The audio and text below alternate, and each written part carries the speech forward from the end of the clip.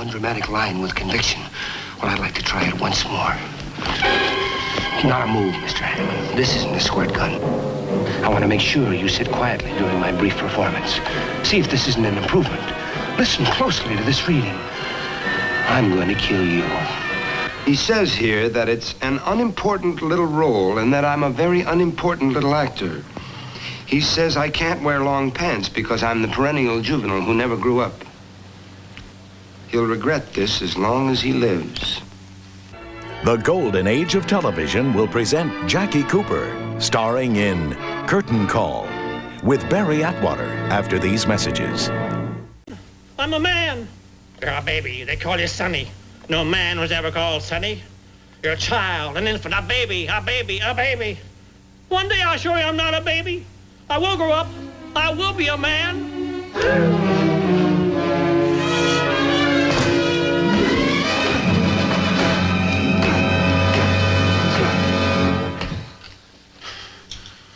Oh, I'm sorry, Doctor. That was silly. Quite uncalled for. It was a charming performance. Really charming. Well, that'll do for today, Ryan. Thanks very much. Doctor, have you ever noticed how much the plays of Punch and Judy resemble those of Shakespeare? No, I haven't, Mr. Shade. Hate is always violent, love always passionate, humor always uproarious. Nothing subtle, really, about Shakespeare. Or about puppets. Roscoe Hammond's not only a top critic, he's an authority on Shakespeare. Now, I wonder what he'd think of that. Can I have a match, Doctor? Yes.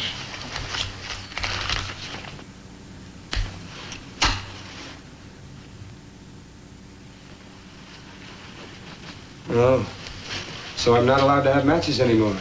Might set fire to myself, eh? At what point do you determine if a man is definitely insane?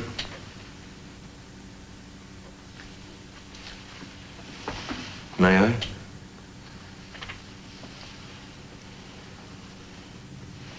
I? You've certainly got the good looks and the temperament for an actor. Now, just between the two of us, were you really any good? Well, that's always a matter of opinion. Unfortunately, the public always believes the critics. At least the critics were kind to the play.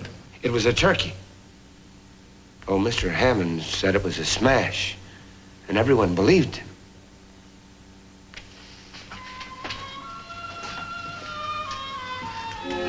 He gave it a rave notice. Rave notice. A rave notice. Say, listen to this. Listen.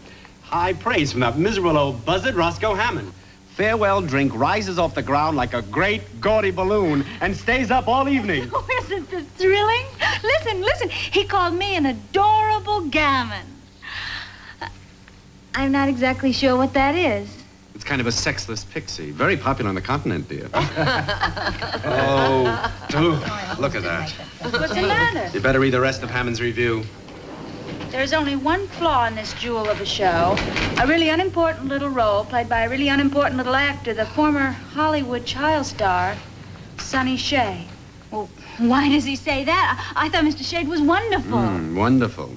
Sonny has at last outgrown the Muppet curls and delicious dimples that made him the baby darling of the cinema many years ago. But alas, the odor of talcum powder still clings to him. Oh, I think that's terribly cruel and unfair. Why, Mr. Shade's a fine, sensitive actor. And very mature. Very mature. Sonny, who appeared briefly as the rejected suitor, had one intensely dramatic speech to the bridegroom. I'm going to kill you.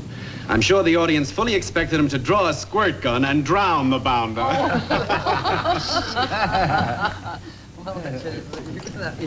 that's not too bad a review, except for that. Good morning, Mr. Shade. Good morning. I suppose you've seen the morning papers. The reviews of the show, I mean. You mean Roscoe Hammond's review, to be exact? I think his was by far the most amusing, don't you? No, I think it was very unfair and wrong. I know how you must feel, but You're being kind to me, pitying me. Just get away from me, you adorable little gammon. Oh, come on, Shade. This kid didn't write the review. Hey, where are you going, Shade? Our work is just beginning. We got a lot of kink staring out of this baby before we trundle it off to Broadway. Well, I'll relieve you of the first kink. I'm quitting the show. Quitting? What's the matter with you? You hounded me for weeks for this part. It's really a very unimportant little part, and I'm really a very unimportant little actor. I still smell of talcum powder. I can't wear long pants because I never grew up. I'm the perennial juvenile. Find someone to replace me, Norman. I'm leaving the show. Good morning, Mr. Shade. Can I have some coffee, please? Sure thing. Mr. Shade's an actor. You've seen him a dozen times. Don't you remember Sonny Shade?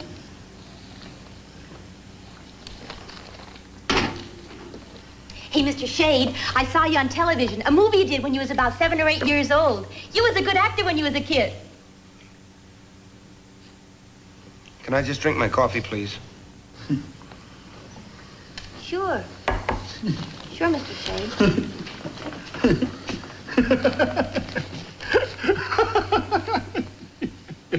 That's just the kind of swill I'd expect pigs like you to appreciate.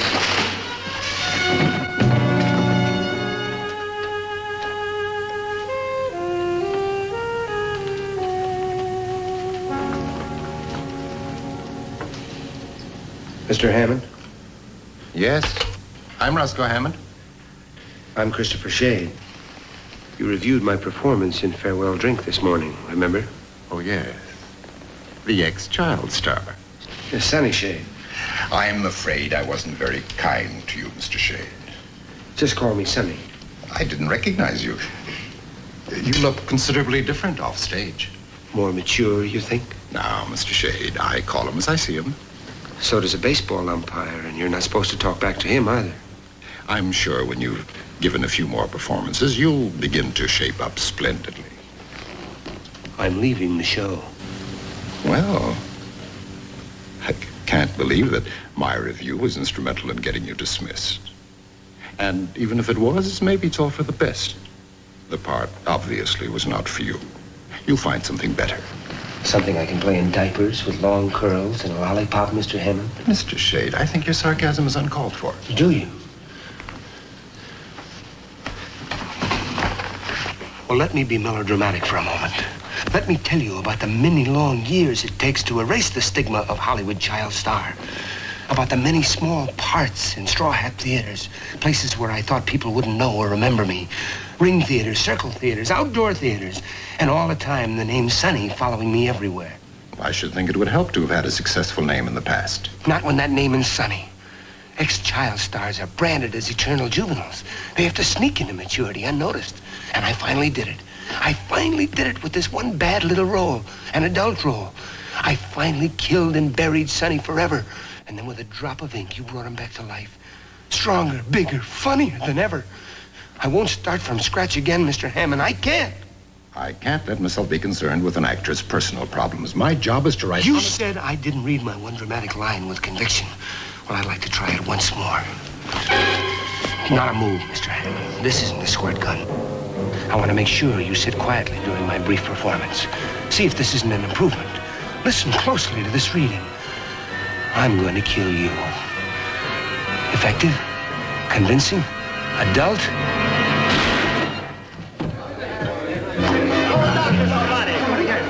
What's in the second cell?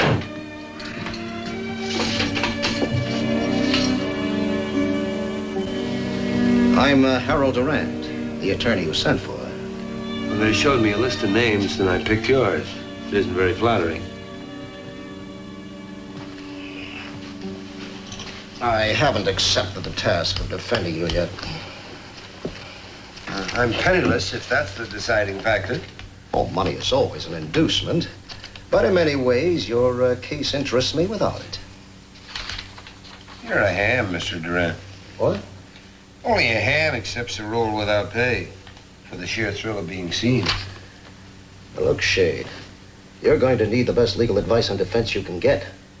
You're pretty flip for a man who's sitting in a homicide tank facing a murder indictment. Then he finally died. They're expecting him to go any second.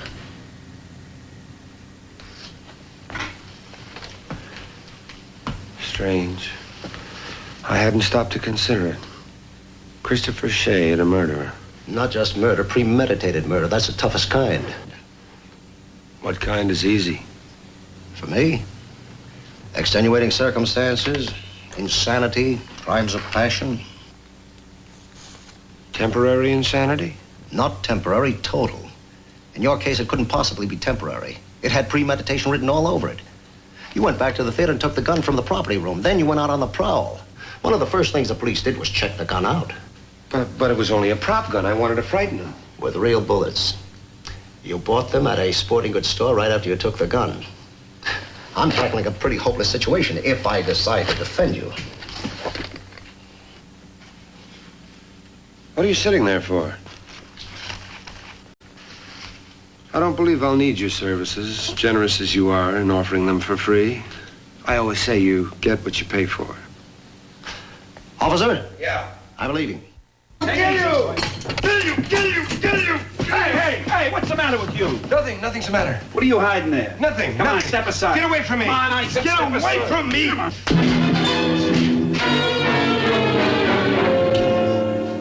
This time I killed him, didn't I? Who? Sonny. I killed Sonny. Sonny? When did you kill him? Yesterday, the day before. Recently, anyway. It was in all the newspapers. That's why I'm here. I killed Sonny. You didn't kill a child. I did. Why do you say that? Oh. Well, you knew him as Christopher Shade. I knew him as Sonny. Look, Doc, he's Christopher Shade. That's ridiculous. He was a child. I had to kill him. He haunted me all my life. That's justifiable homicide, isn't it? I think you'd be more comfortable in the hospital. Let's go up there and we'll talk, huh? Yes. Yes, I'd like to talk to somebody who understands. You can't imagine what it's like being haunted by delicious moppet curls and darling little dimples all your life, can you? Children never let you grow up, you know. They keep dragging your past out in front of everyone. Can you understand that? Yes, I can understand that.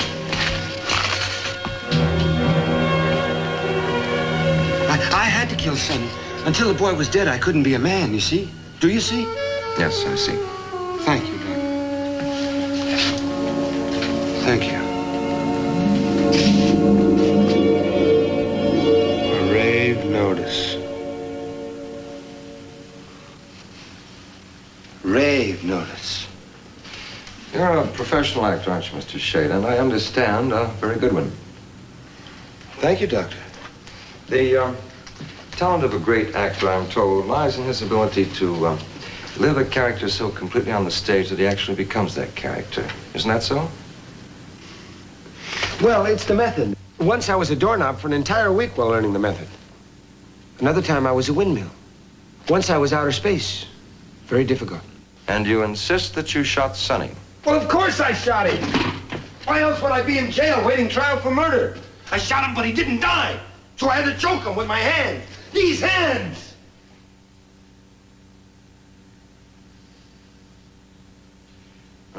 Sit down, Mr. Shade. I know this has been quite an ordeal for you, but I wonder if you'd be good enough to try one more test, the word association test. You'll probably become very tired taking these tests, and we have a lot to try, but in this one, if you'll just give me the first word that occurs to you after I give you a word. All right? Blue. Sky. Club. Member. Bonnet. Baby. Powder. Bullet!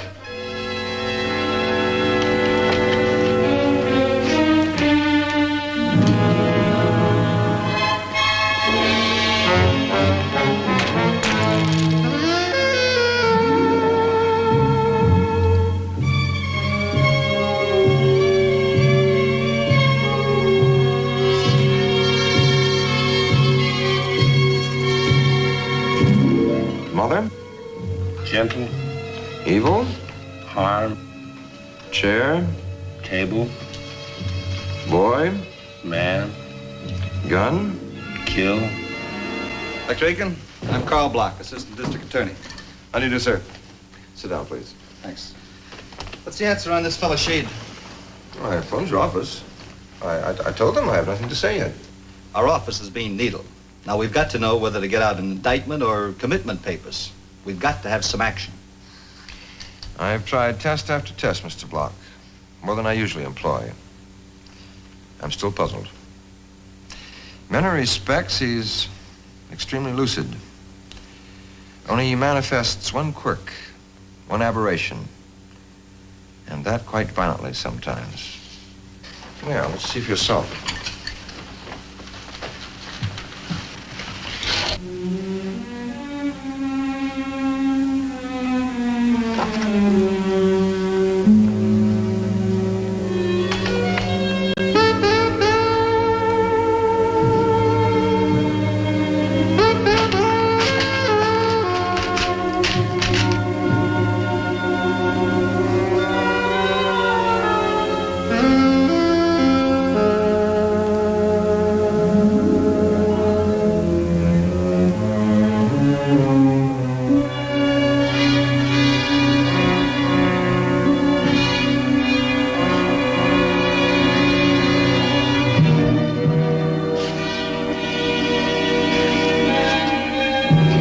That's it. Will you pick out the 2 pictures you like best? I'm afraid I don't like any of them. Mm-hmm. You pardon us for a moment? Surely. Would you like a cigarette while you're waiting? Thank you. Mm-hmm. You know, I'd like you to listen to a phonograph record meanwhile. This is a recording of a man's voice saying different things. He doesn't speak very clearly, so you'll have to listen very carefully. And when we return, I'd like you to tell what you think he says. Bad diction is offensive to the sensitive ear of an actor, but I'll be happy to attempt it. Listen carefully to the following. O-I-S-I-D-O-A.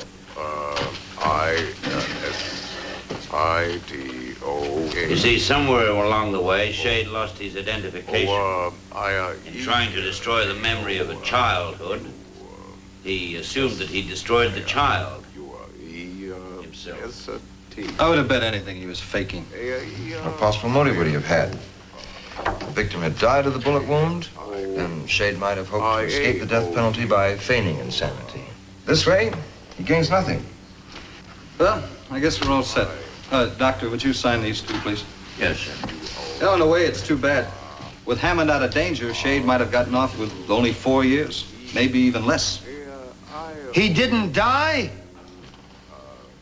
You say Hammond didn't die? You remember Hammond? Well, of course I remember him. That was all an act. I'm not insane, Doctor. It was the method. A great performance. One of my most convincing. But I'm not insane, Doctor. I didn't shoot Sonny. I'm Sonny. I shot Hammond. But those tests, Mr. Shade? I'll prove to you I'm sane. That record in there, the one that's still playing, that's called the Tautophone method, right? Yes, that's correct.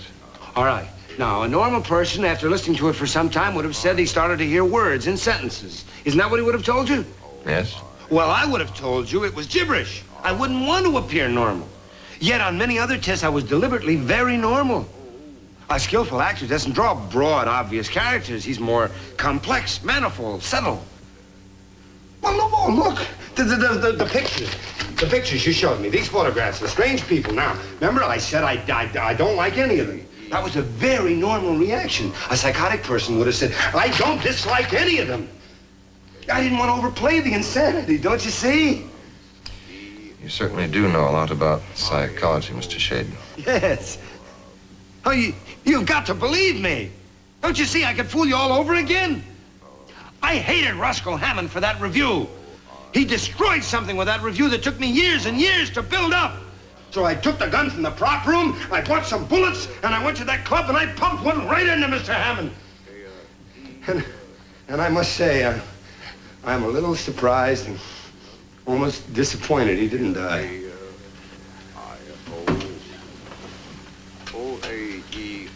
I'm sorry. He did die that very evening. Oh, no. He's not alive? No, Mr. Shade. And you're not insane. But the papers, the affidavits and the commitment, I heard you. You signed them. Wrong again. We signed the indictment for murder. You tricked me. You fooled me. But I don't understand. It was a great performance. It was subtle, skillful, and convincing. I'm sorry it wasn't convincing enough. It wasn't a great performance.